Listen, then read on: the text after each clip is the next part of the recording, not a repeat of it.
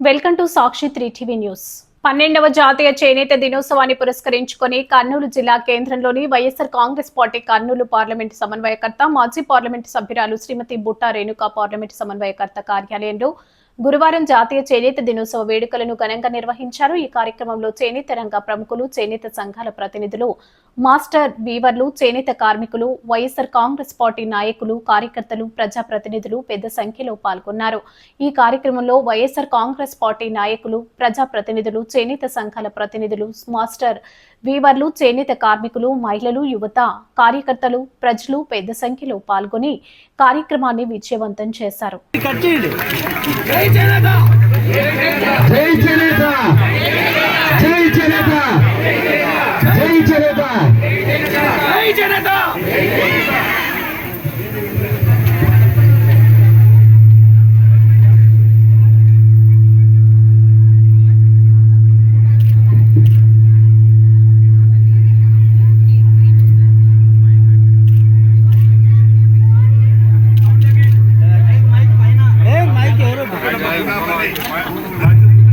Sir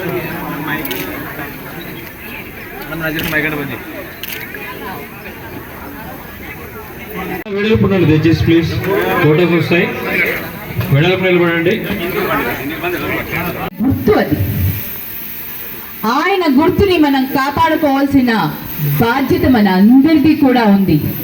ఆ పేరు మీద ఆ సొసైటీలు కానీ, ఆయన స్థాపించిన వ్యవస్థలు కానీ, సంస్థలు కానీ అవన్నీ కూడా కాపాడుకొని వాటన్నిటిని ఇంకా అభివృద్ధి పదంలో ముందుకు తీసుకుని వెళ్ళే విధంగా అందరం కూడా కృషి చేద్దామని తెలియచేసుకుంటూ, ఈరోజు చేనేత దినోత్సవానికి పిలవగానే అందరూ కూడా మహిళలు, అందరూ కూడా పురుషులు, అందరూ కూడా వివిధ ప్రాంతాల నుంచి వచ్చిన ఎమగనూరు, కోడుమూరు, కర్నూలు, కల్లూరు, ఆదోని ఇటువంటి ప్రాంతాల నుంచి వచ్చిన ప్రతి ఒక్క చేనేతకు నా హృదయపూర్వక నమస్కారాలు, ధన్యవాదాలు తెలియచేసుకుంటూ మరి సెలవు తీసుకుంటాను.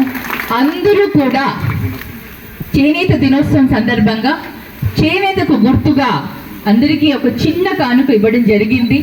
మీ అందరూ కూడా మీ అభిమానం మా పట్ల ఉంచి మీ ఆశీస్సులతో మమ్మల్ని ఆశీర్వదిస్తారని ఆశిస్తూ మరి అందరూ కూడా భోజనాలు చేసుకుని చక్కగా ఇళ్లకు వెళ్ళాలని ఆశిస్తూ ఈరోజు ఈ పండుగలో ప్రతి ఒక్కరూ కూడా పాల్గొన్నందుకు ప్రతి ఒక్కరికి కూడా ధన్యవాదాలు తెలియచేసుకుంటూ సెలవు తీసుకుంటున్నాను.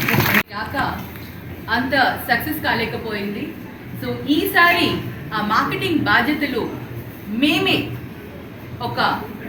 కొంతమందిని అపాయింట్ చేసి ఆ మార్కెటింగ్ని మేమే బాధ్యత తీసుకొని మరి ఎవరైతే చేనేతలు పెట్టుబడి పెట్టుకోలేని పరిస్థితుల్లో ఉన్నారో అటువంటి వారందరికీ కూడా ఆర్థికంగా సహాయం అందించి ఆ చేనేత వస్త్రానికి కావలసిన ముడి సరుకుని అందించి వాళ్ళకి ఒక మంచి రేటు వచ్చేలాగా, ఆ కూలీ కూడా మంచి కూలీ వచ్చేలాగా వాళ్ళతో ఒక నైపుణ్యమైన చీరలు తయారు చేసి ప్రత్యేకమైన చీరలు తయారు చేయించి మార్కెట్ చేయించాలన్న ఒక ఆలోచన వచ్చింది. ఆ ఆలోచనకి శ్రీకారం కూడా చుట్టడం జరిగింది. ఆల్రెడీ చాలామంది నేతన్నలతో, చేనేతలతో మాట్లాడడం కూడా జరిగింది. త్వరలో ఆ కార్యక్రమం కూడా ప్రారంభించబోతున్నాం.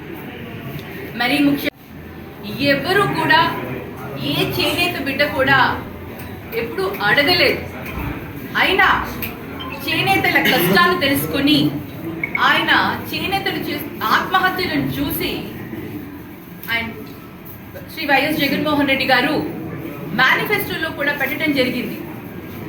నేతన్న నేస్తం అని ఇస్తానని, సంవత్సరానికి 24,000 రూపాయలు అందిస్తానని, ముఖ్యమంత్రి అవ్వగానే చేస్తానని చెప్పడం జరిగింది.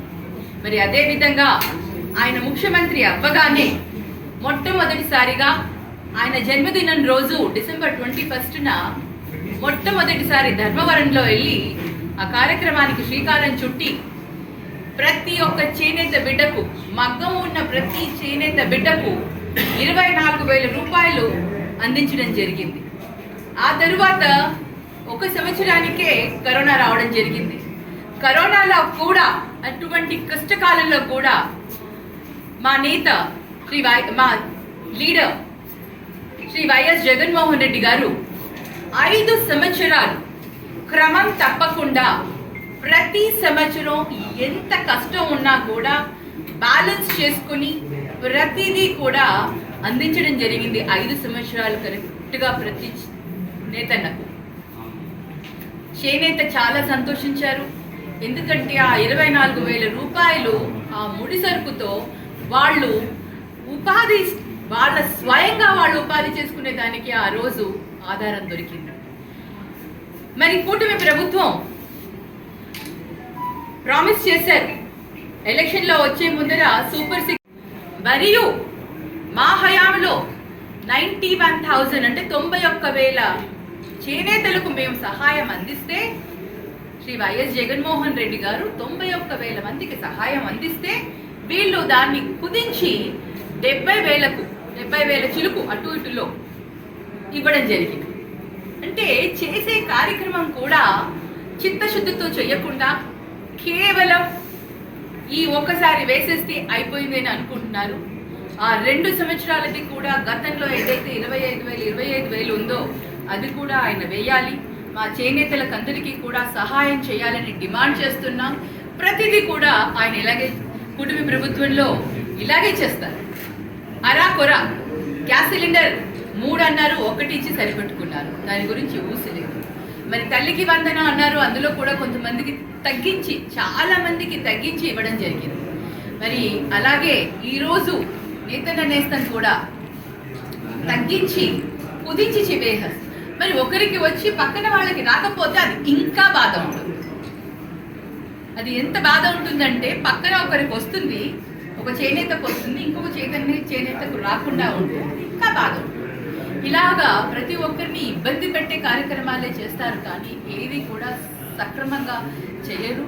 ఏది కూడా చెప్పింది చెప్పినట్టు కూడా ఎప్పుడూ చేయరు. అది మనందరికీ తెలుసు. మరి ఇవాళ నేను డిమాండ్ చేస్తున్నాను, ముఖ్యంగా చేనేత దినోత్సవ సందర్భంగా చేనేత బిడ్డగా మా చేనేతల అందరికీ కూడా మగ్గాలు ఉన్న ప్రతి ఒక్క చేనేతకు, మగ్గం అద్దెకు తీసుకొని చేస్తున్న ప్రతి చేనేతకు, ప్రతి ఒక్కరికి కూడా 25,000 రూపాయలు వెయ్యాలి. అలాగే ఏదైతే ఎరియర్స్ ఉందో 2 సంవత్సరాలు ఇవ్వలేదో వాటిని కూడా ఇవ్వాలి అని ఈరోజు